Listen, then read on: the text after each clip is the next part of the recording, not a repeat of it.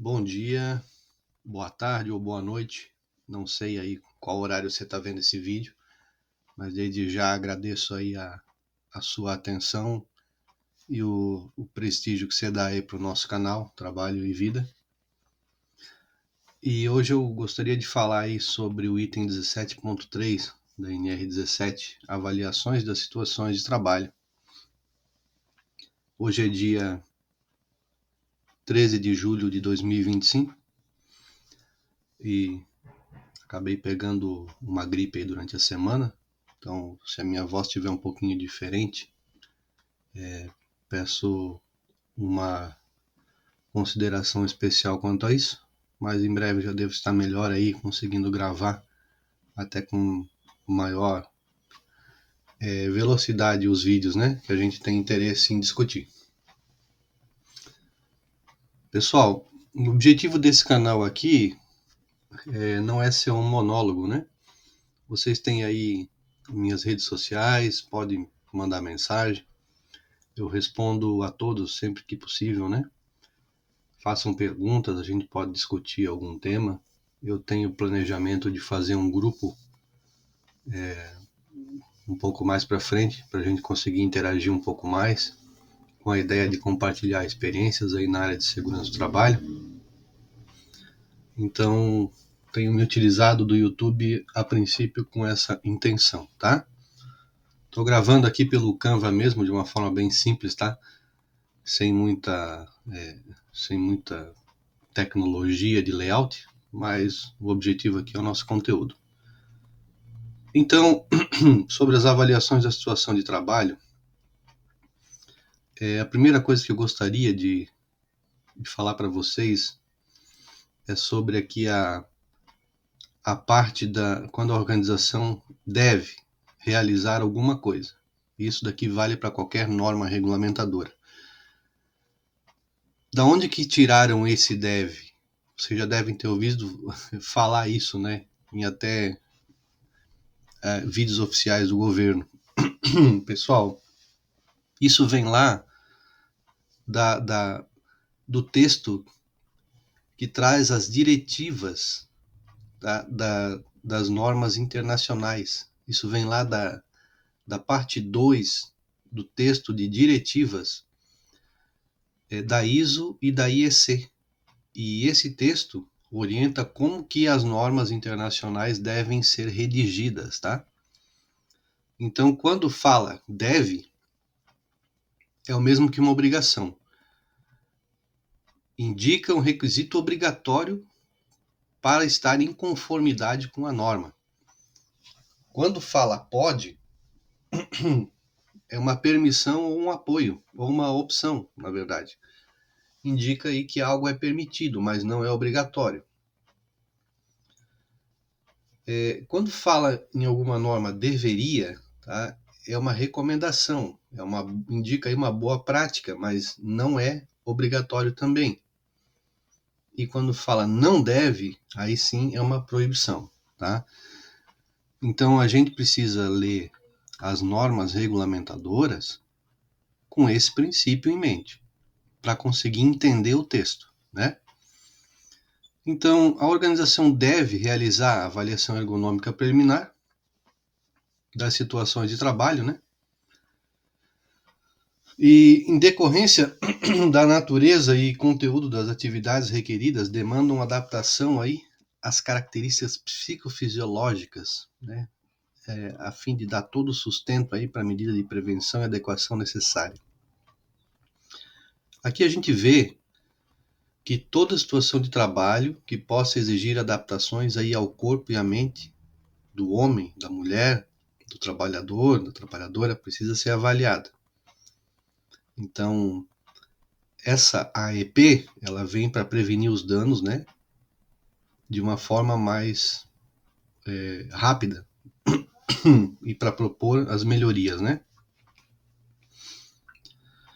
Pessoal, fazer uma AEP, análise ergonômica preliminar, não significa fazer de qualquer jeito. Tem que ser feito com método também, certo? Então tem que ser feito com método. Agora a gente está falando de nova NR1 né, uma visão específica da NR17, nada sai da tua cabeça, nada brota de uma noite para o dia num sonho. Tá? Então tem que ter metodologia, tem que ter critérios para fazer as coisas. Aqui, quando a avaliação ergonômica preliminar das situações de trabalho, ela pode envolver aqui as abordagens qualitativas, semi-quantitativas e quantitativas, ou até mesmo uma combinação dessas. Então a norma ela flexibiliza os métodos, desde que sejam tecnicamente válidos. Pode-se usar observações, entrevistas, checklist, tá? Escala de avaliação, pode-se usar, por exemplo, RULA, REBA, OAS, isso até mesmo na própria AEP. Até mesmo na própria AEP. Deixa eu só ver aqui o tempo. Então estamos verificando aqui o que seria essa questão dos critérios, né? E a escolha das ferramentas vai depender do nível de risco, né? E da disponibilidade técnica e do objetivo da análise, ok? Então lembrem sempre de colocar na avaliação ergonômica preliminar ou na própria AET a questão da demanda, né? Isso é muito importante.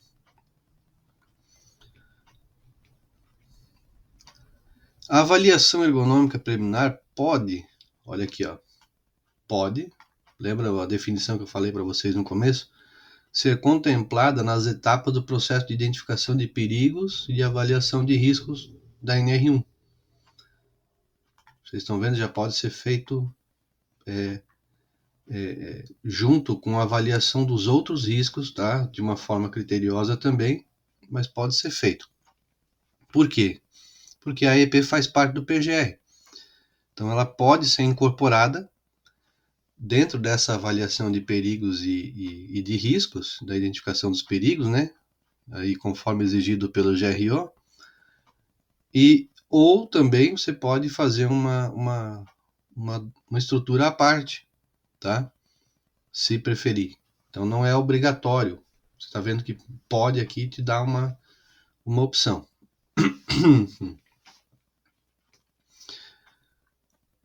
A avaliação ergonômica ela deve ser registrada pela organização. Então, pessoal, não é somente fazer, tem que registrar, precisa documentar, né? O registro técnico da AEP é obrigatório.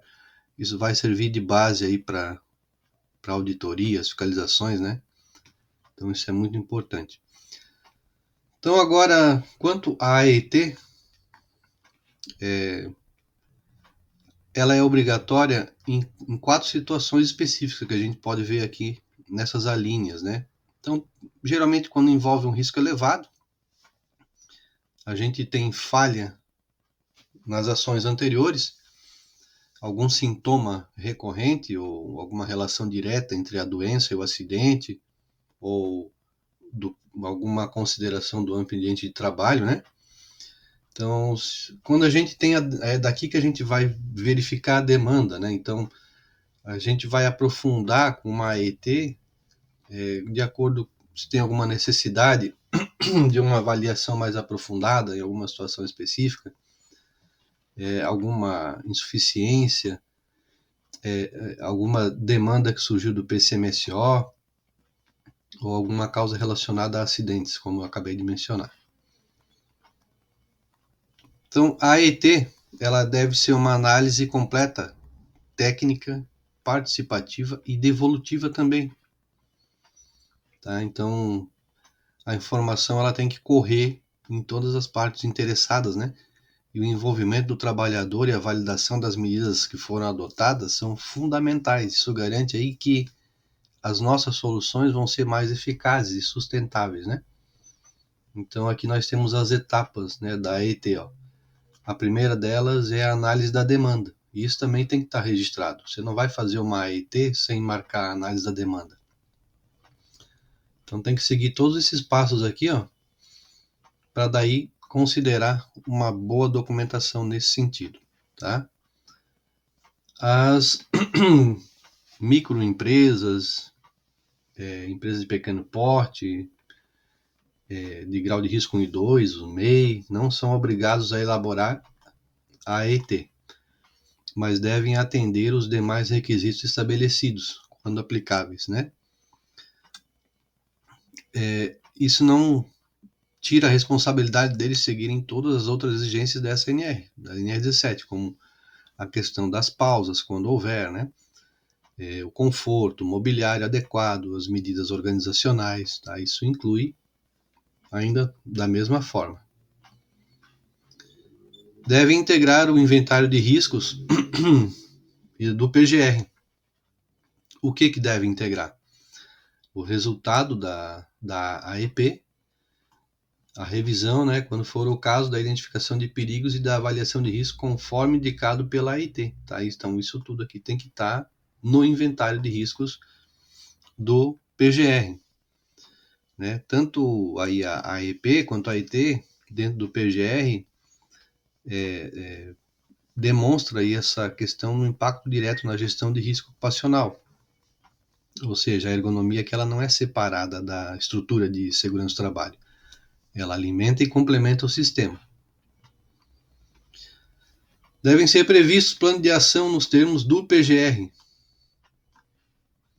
Esse item é um dos mais estratégicos que a gente tem aqui na R17. Então, ele exige que tudo que for identificado, ou na AIP ou na AIT, vai gerar um plano de ação formal. Pessoal, por favor, aqui o plano de ação não é uma carta de intenção. Então, tem que ter uma definição clara. As ações claras, o que vai ser feito, os responsáveis têm que estar bem definidos.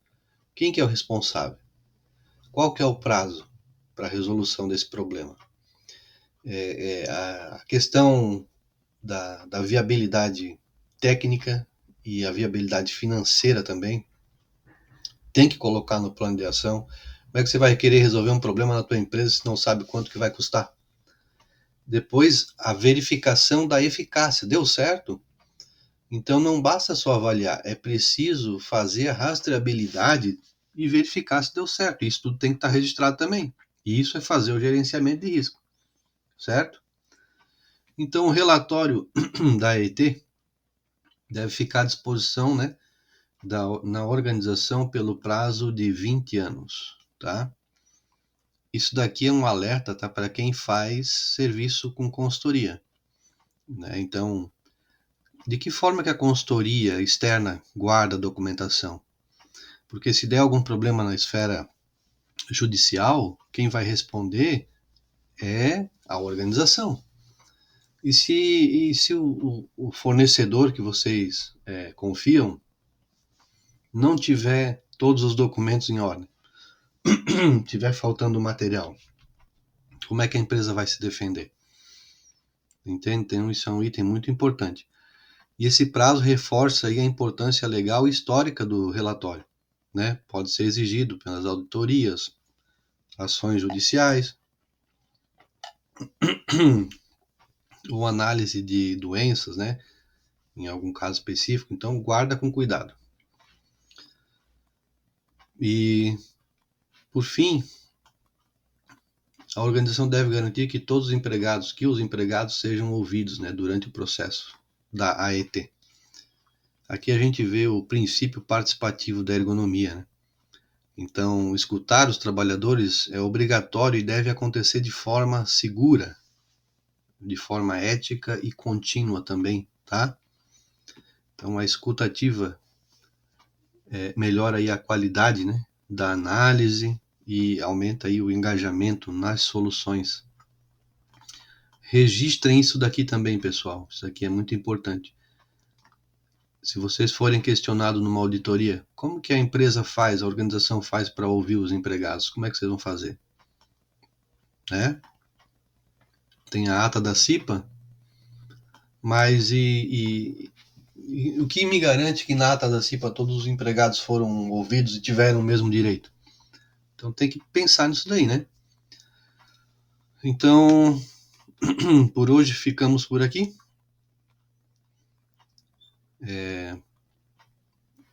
Se você gostou, me ajuda aí, dá o like no canal, compartilha esse vídeo, manda aí alguma dúvida, alguma sugestão.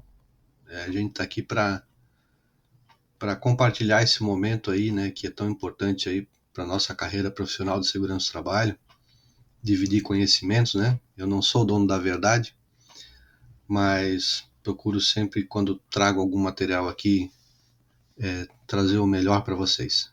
Então, no próximo vídeo, a gente vai falar sobre a organização do trabalho.